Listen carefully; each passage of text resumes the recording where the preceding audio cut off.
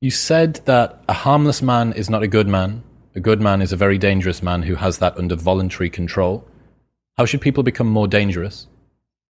Oh, becoming more articulate is definitely, I would say, that's the primary array of weapons. So, I mean, physical prowess is something, and it's not nothing, that physical confidence that comes along with that as well. But the same thing replicated at the level of the ability to communicate and to think, that's a way broader field of battle and opportunity. So this is one thing that isn't taught well, especially to boys.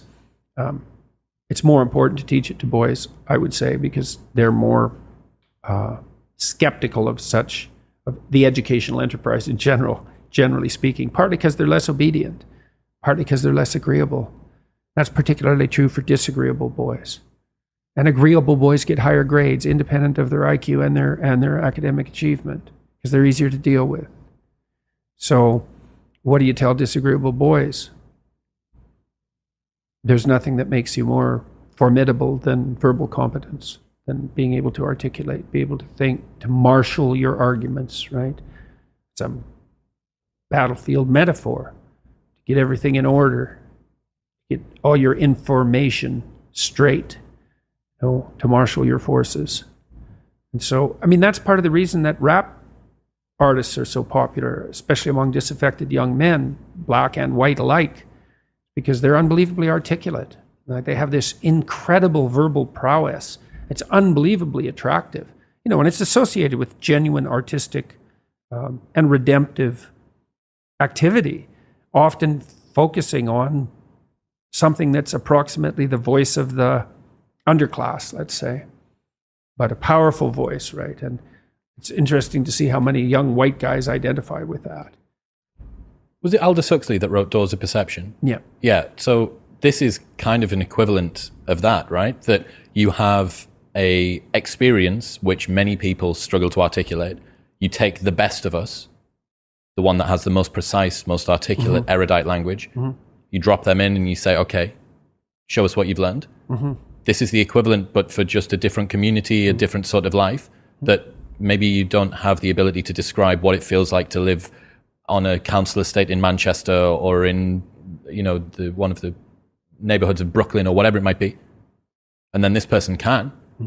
And it feels like it's your voice. Yeah, well, if you're a young man, you still feel alienated from your place as rightful heir of the proper kingdom. I mean, that's an existential truism for everyone, particularly for every young man, because he is an outsider in many ways. He's young and juvenile and not very highly valued, and then is in some sense hurt by the inadequacies of the current king, the current culture, and is easily turned against it because of that. And that's the machinations of the evil uncle. That's the King Arthur story. That's the story of Horus and Osiris. It's an ancient story. It's the story of Sauron, and it's there all the time. And you see in rap music, in hip hop, all of that alienation being given an articulated voice in an artistic sense. And that's a good example of the power of verbal facility. And that's the route to, let's say, marketing education to young men. It's like, you want to take your rightful place in the kingdom? It's like, get your tongue straight, man. Get it under control in the highest possible sense. We went to a comedy club, Tammy and I, in New York, the Comedy Cellar. It's a great comedy club. And the last comic was an English guy, and he was not particularly physically prepossessing, and he made a lot of jokes about that, and it was quite funny. And then he divided the audience into 5 sections, and he asked each section to toss up a topic, just to yell out a topic. And they were like random topics like the Kennedy assassination and electric lighting before 1890. Those were 2 of the topics, and the other 3 were just as diverse. And then he put on some beats, and he did about an 8-minute rap. Every verse rhymed, and he tied the whole thing together at the end and ended at the end of the music, all spontaneously. It was unbelievable. And that's logos, man. That's the redemptive power of the logos right there. The magic word, the sacred word. It's just manifesting itself on stage. There's something very impressive. Something about that does feel dangerous as well.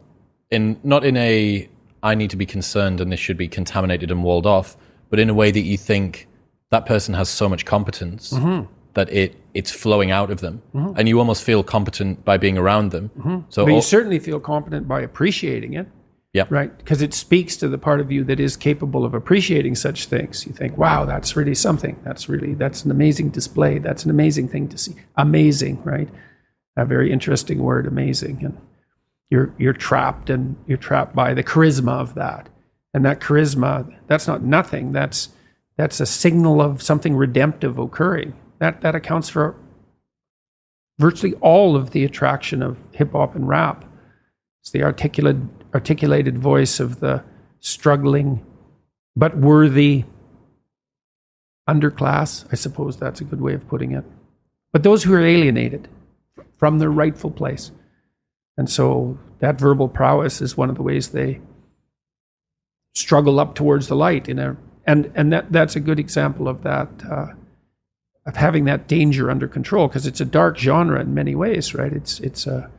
There's a real undercurrent and air of violence that surrounds that and its culture, like the punk movement in the UK back in the late 70s. Same sort of thing, but that capacity to express that in a poetic manner, in a compelling manner. Johnny Rotten was great at that. He was so intense. He worked with PIL afterwards, Public Image Limited. Is that it? Public Image? I think so.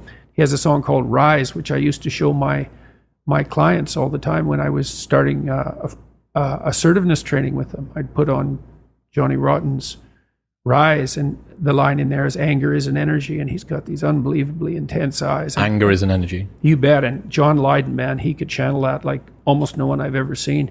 He'd get that anger built up inside him, and then it was completely under control, and he expressed it in his music, and he's absolutely captivating, unbelievably charismatic. And I really liked his music, that raw anger in the music. But it was in the bloody music, wasn't it? It wasn't some random riot, you know. He transmuted that into something, you know. You can argue about the poetic merits of punk rock, although I don't think you should. I mean, I Did It My Way, Sid Vicious's version of I Did It My Way. My God, that's a work of genius. That it's so brilliantly satirical. What someone's doing is they're refining it, they're distilling it down, and then they're directing it. So I went to a powerlifting competition a couple of years ago. There was this one guy there lifting. He holds a bunch of records in the squat. And he's a normal working class guy from a normal working class town on the outskirts of Newcastle. And watching that man warm up is something else. He's got a sacred playlist. He never listens to the songs apart from when he's about to step on to the lifting platform. He's got these headphones on and he's just walking up and down in the same way that you'd see a bull ready to go out, ready to go and chase something. And he steps out on stage and the hairs stand up on the back of your neck. You're watching this guy channel rage, fury. That's the god of war. That's Mars. Yeah, he's in touch with that.